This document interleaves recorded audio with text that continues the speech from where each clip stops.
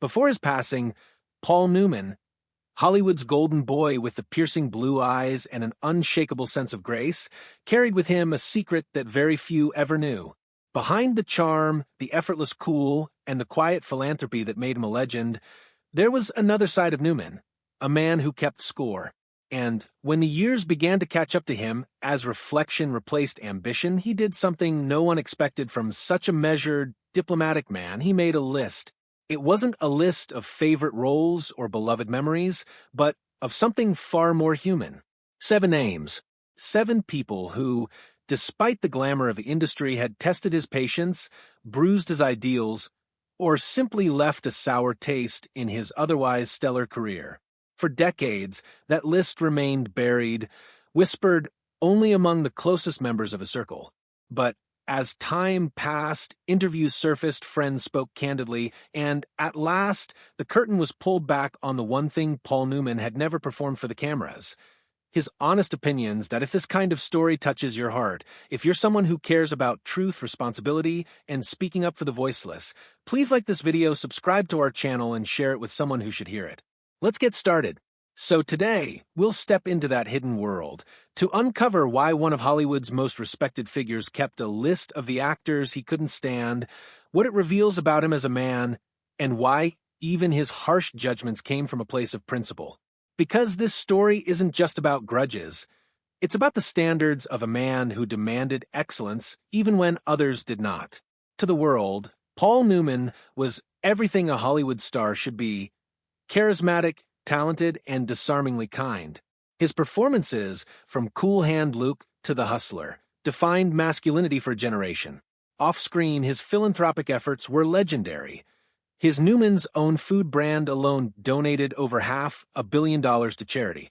But those closest to him knew that beneath the effortless charm was a perfectionist with a long fuse, and a clear line you did not cross. Martin Ritt, the director who had known Newman since the early days, once said, "Paul didn't lose his temper easily, but when he did, that was it. You were done." That statement, simple but sharp, captures the essence of Newman's standards. He didn't hate easily, but when someone broke that silent contract of professionalism and integrity, they never made their way back into his good graces. So, who were the 7 people who found themselves on the wrong side of Paul Newman's patience? And what could have driven this famously private man to such strong feelings? Let's start from the bottom of the list and climb our way to number 1.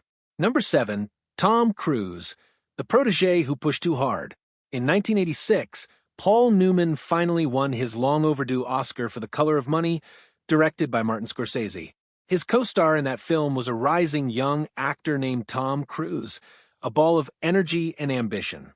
To the public, it looked like a perfect match, the veteran legend passing the torch to the next generation's leading man. Behind the scenes, though, it was a different story. Paul found Tom's intensity exhausting, recalled producer Richard Zanuck. He respected the kid's drive, but the constant enthusiasm, the bouncing energy, it was too much. Newman valued calm, control, and preparation. Cruise, on the other hand, radiated restless energy, always pushing, always talking. What truly irritated Newman, according to those close to the production, was Cruise's obsession with self-promotion during press tours. While Newman preferred to let the work speak for itself, Cruise was already mastering the art of building the Tom Cruise brand. Scorsese later laughed about it, remembering Newman telling him after a press junket, "If that kid says how much he learned from me one more time while interrupting me to talk about his workout routine, I might throw him out a window." It was a dry joke, but it carried a sting of truth. Newman admired focus. Cruise's whirlwind of energy, however genuine, simply didn't fit his idea of professionalism.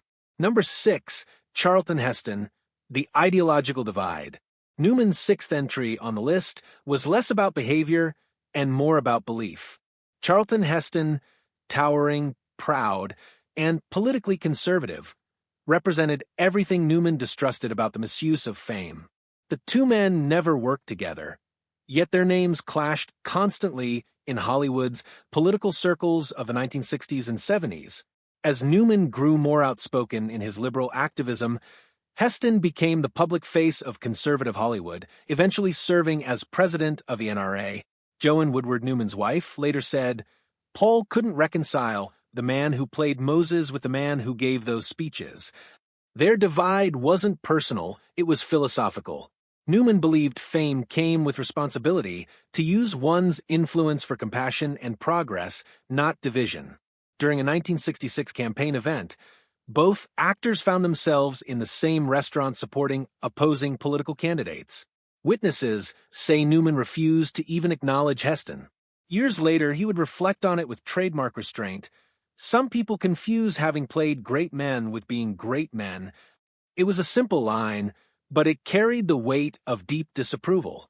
Number 5, Frank Sinatra, the disrespectful collaborator. By the 1980s, Newman had been working in film for over 3 decades. He had earned the respect of his peers through discipline, punctuality, and quiet mastery. So, when he worked with Frank Sinatra on the 1980 disaster film, When Time Ran Out, he expected the same from everyone else. What he got instead was chaos. Sinatra, for all his charisma, was known for showing up late, doing a take or two, and calling it a day. Newman found that behavior infuriating.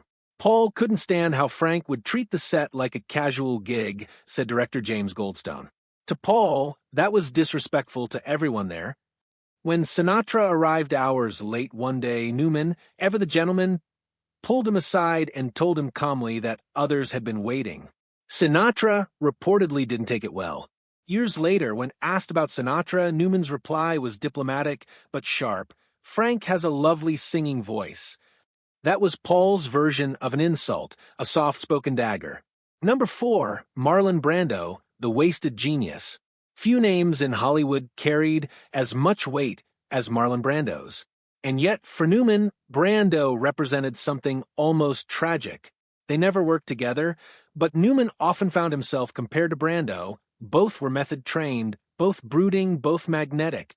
But while Newman channeled his talent with precision, Brando often seemed to throw his away. Robert Redford once recalled Newman saying, "Watching Brando later in his life was like watching someone burn a Picasso for heat." To Paul, Brando had been given a gift that demanded care, and instead he treated it like a burden. The wasted potential bothered him more than arrogance ever could. Eva Marie Saint, Newman's co-star in Exodus, put it best, "Paul believed you owed your best to everyone on set." Hearing stories about Brando showing up unprepared offended his sense of discipline. Newman saw acting as a craft, not a stage for ego, and Brando, in his later years, embodied everything Newman couldn't tolerate, brilliance without responsibility. Number 3, Steve McQueen, the competitive equal. If Brando represented squandered talent, Steve McQueen symbolized something else entirely, rivalry. Both men were icons of cool. Both defined the era's masculine ideal. But when they finally worked together on the towering inferno in 1974, egos collided like fire and steel. McQueen insisted on perfect parity. Same pay, same number of lines, even the same number of steps to climb in the burning building scenes. He demanded that his name appear no lower than Newman's in the credits, resulting in a bizarre shared billing design. Paul found it exhausting, said director John Gilliman. Off-camera, they were supposed to play heroes saving lives, but off-set, Steve was counting who got the better close-up. Newman handled it with restraint, later saying, "Some actors see every film as a competition. I've always seen it as a collaboration." That quiet sentence spoke volumes. Newman didn't hate McQueen the man. He hated what McQueen represented, ego winning over art. Number 2, John Wayne, the cultural opposite. Newman and John Wayne never shared the screen, but they shared something far more intense, a political battlefield. Wayne, the rugged patriot, was the public face of conservative America, while Newman, ever the activist, fought for civil rights and peace. During the Vietnam War, their ideological clash reached a boiling point. Wayne publicly praised the war effort. Newman called it immoral. Arthur Penn, a filmmaker friend, remembered, "Paul thought Wayne's Green Berets movie was dangerous propaganda." Meanwhile, Wayne accused people like Paul of being unpatriotic. Their mutual disdain became an unspoken Hollywood rift. But even here, Newman's criticism came from thought, not malice.